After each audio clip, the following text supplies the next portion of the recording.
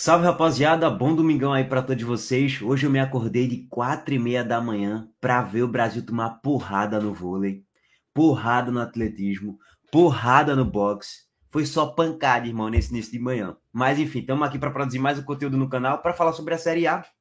O Bahia enfrenta hoje o Fluminense lá no Maracanã, 4 horas da tarde. E também para falar sobre a nova contratação do Fortaleza, o Eros Mancuso, tá? Jogador lateral ali do Estudiante. Lógico que ainda não foi oficializado, mas as negociações estão bem avançadas. Primeiro, gosto muito de passar aqui para vocês o panorama da tabela. A rodada não foi muito boa nesse momento com o Bahia, né? O Botafogo venceu, disparou aqui, chegou a 43 pontos. O Flamengo perdeu para o São Paulo, né? O São Paulo que nesse momento está com 35 pontos, com um jogo a mais em relação ao Bahia. Se o Bahia vencer hipoteticamente hoje do Fluminense, vai a 35, vai a 10 vitórias, mas não passa o São Paulo pelo critério de saldo de gols, tá? O São Paulo tem 8 gols de saldo, enquanto o Bahia tem 5 gols de saldo. Então, mesmo se vencer, o Bahia não avança nenhuma casinha, nenhum degrau na tabela de classificação.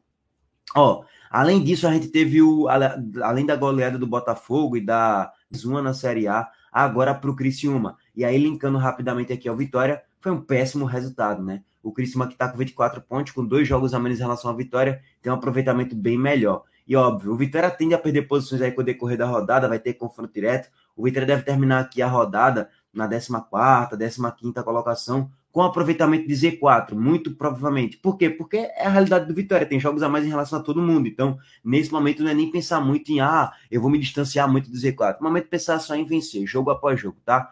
Em relação ao Fortaleza está em quarto colocado com 36%, 36 pontos, foi mal, 63% de aproveitamento. Eu vi algumas publicações durante essa semana que eu achei, assim, inacreditável. Tipo, segundo alguns sites aí de pesquisa e tal, estatísticas, colocaram Fortaleza como com 2% por volta disso para ser campeão da Série A. Aí vinha o Cruzeiro em terceiro, aí depois acho que era Botafogo e Flamengo. Alguma coisa desse tipo. Teve torcedor do Fortaleza chiando, pô. Ou era Fortaleza em quinto, sei lá, não lembro agora exatamente como é que tava a ordem. Acho que Fortaleza estava em quinto e o Cruzeiro estava em quarto. Depois vinha Palmeiras, Flamengo e Botafogo, alguma coisa assim do tipo. Meu irmão, não tem o que condenar isso não, gente. Só olhar o elenco do Fortaleza e comparar com os demais. Fortaleza não tem um elenco melhor do que esses times. Óbvio que pode ser campeão, pode, se tudo der certo, os astros se alinharem, o time encaixar ainda mais do que está encaixado, as peças individuais se destacarem ainda mais. Cara, mas num cenário apocalíptico praticamente, é pouquíssimo provável. O Botafogo tá ganhando todo mundo aí na Série A praticamente. Então, o Fortaleza não tem muita gente de ser campeão da Série A mesmo não, gente. Essa é a realidade. Infelizmente ou felizmente para uns ou para outros, é a realidade do clube. Acho que no momento não é pensar em título de Série A, gente, pelo amor de Deus. É uma briga pela Libertadores. Eu acho que esse é o objetivo. Óbvio, se o time vai engrenando sequência e tal, ganha, vai encostando no líder, beleza. Daqui a 2, 3, 4 rodadas, beleza. Mas nesse momento, pensar em título é loucura, na minha opinião.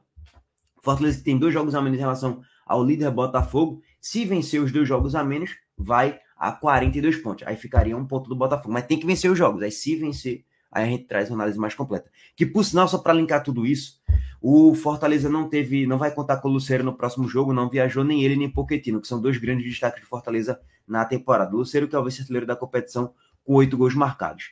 Bom, vamos falar agora sobre Bahia e Fluminense rapidamente aqui no confronto, para depois a gente passar para a análise de Eros Mancuso, o possível reforço do Fortaleza para jogar a Série A do Campeonato Brasileiro e possivelmente aí as outras competições com o decorrer das temporadas.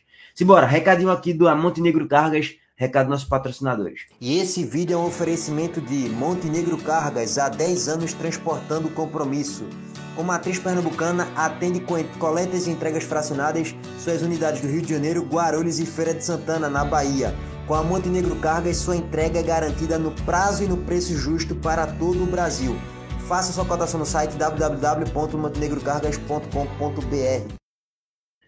Bom, é o seguinte, gente, vocês sabem que o Fluminense, eu cravei aqui para vocês, não é que eu cravei, não vou pagar aqui de sabichão não, mas há umas 5, 6 rodadas, quando o Fluminense tinha 7 pontos, eu falei, o Fluminense eu ainda acho que não vai cair. O Fluminense não tá morto. Pois bem, o Fluminense já tem 17 pontos. Tem 19 jogos.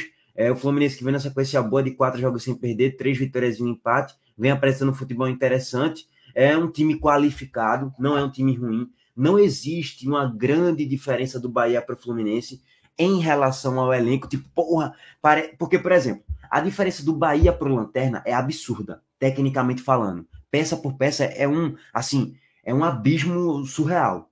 Já em comparação ao Fluminense, não existe esse abismo todo. Não é. A diferença você pode até falar, o Bahia, sei lá, em relação ao elenco, tá? Tô chutando uma posição aqui. O Bahia é 7º e o Fluminense é 10º, 9º, 8º. Eu acho que é mais ou menos essa diferença. É uma diferença curta. Então, não é porque o Bahia é 7º e o Fluminense é 19º que o Bahia é favorito pro jogo hoje não, tá, gente? O Bahia vem a 4 jogos sem vencer, 2 derrotas, 2 empates e vem jogando mal a maioria dos jogos.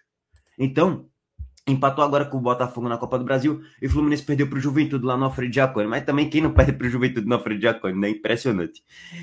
Então, assim, não vai ser jogo fácil para o Bahia hoje na Série A. E pegando aqui as próprias escalações, para a gente ter uma noção de um mano a mano rápido, o Fluminense vai com Fábio no gol, Thiago Santos, Thiago Silva, Samuel Xavier e Diego Barbosa, André Martinelli Ganso no trio de meio-campistas, Kevin Sena, Santiago Arias, John Arias, Cauã Elias de centroavante, tá? Velho, é um time qualificado. Não tem nem pra onde. O Bahia vai com Marcos Felipe, Vitor Cuesta, Gabriel Xavier, Santiago Arias, Luciano Juba, Alexandre Everton Ribeiro, Jean Lucas Cauli, Everaldo e Tassiano. Você vai comparar um elenco com o outro? Existe uma grande disparidade técnica entre as duas equipes? Não existe. É bem semelhante, é bem parecido. Talvez, é o mesmo patamar, talvez mesmo. Talvez eu esteja até exagerando aqui no que eu acabei de dizer. Talvez sim, talvez é um erro da minha parte em exagerar um pouquinho isso. Talvez seja mesmo, mas é o que eu penso. Não vejo que tenha uma grande disparidade do elenco do Fluminense para o elenco do Bahia, não. São elencos bem competitivos, os dois mesma prateleira. E detalhe, que o Fluminense é o atual campeão da Libertadores, né? Muita gente esquece isso. Então, não tem como falar que o elenco do Fluminense é ruim, não, tá, gente? O time passou por um período ruim, porque estava com um treinador ridículo chamado Senhor Fernando Diniz, que faz um trabalho que, meu Deus do céu, fez um trabalho, no caso, que foi ridículo. Só é ver os jogos, o time do Fluminense simplesmente só era marcar pressão, como o Bahia fez na Fonte Nova, e massacrava o Fluminense com tranquilidade. Era para o Bahia golear o Fluminense no primeiro turno da Série A. Mas, enfim. Cara, se o Bahia perder, né? Vamos pegar aqui a presença do Bahia perdendo, ficaria com 32, mas também não perderia posições, né?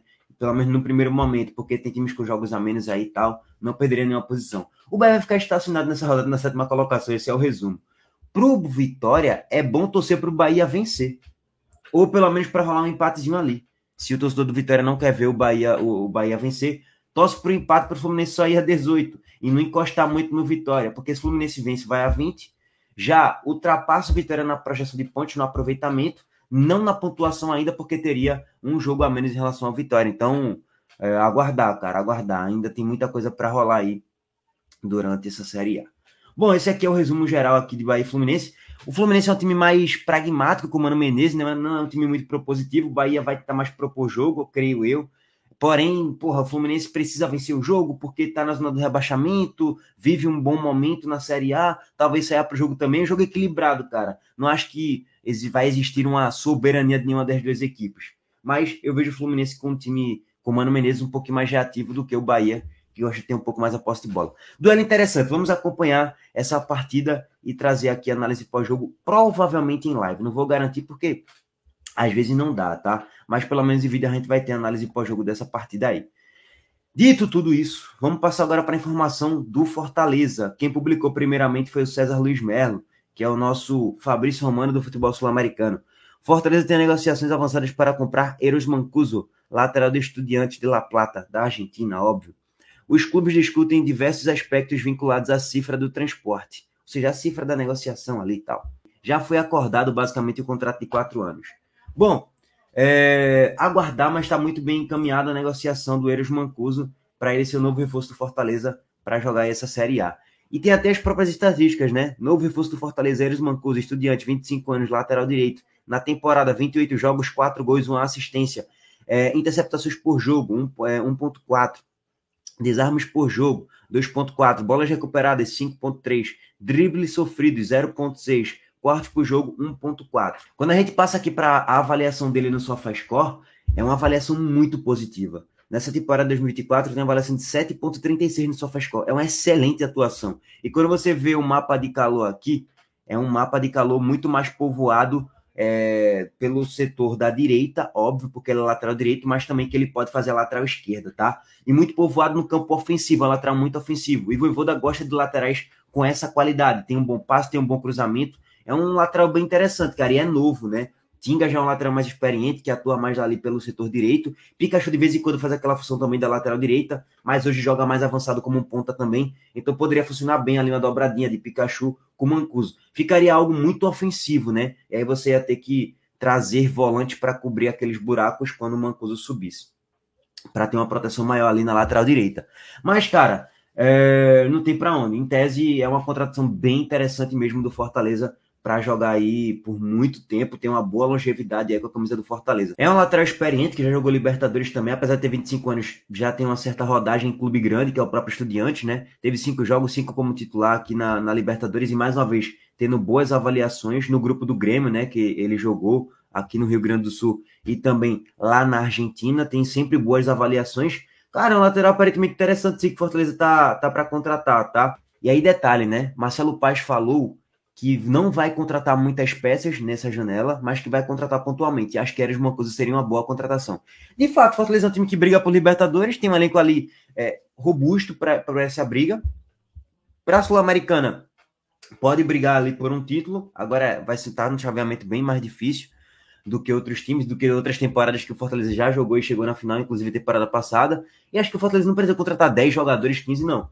Precisa contratar peças pontuais de fato nessa janela. E acabou de renovar o contrato com o Lucero. Então, o Fortaleza está fazendo uma boa movimentação aí no mercado da bola. Aguardar como é que vai ser o desenrolar aí dessa janela do Fortaleza, que está, de certo modo, mais parada, né? Não está uma janela muito movimentada, não. Porque não precisa se movimentar muito mesmo, não. Não é um time que precisa de 10 ajustes em todas as posições. Não, são ajustes ali pontuais para o elenco melhorar. Pô, rapaziada, é isso. Abraço para todos vocês. Estamos de volta mais tarde. Deixa o like aqui no vídeo, se inscreva no canal e ative o sininho das notificações também. Valeu, gente.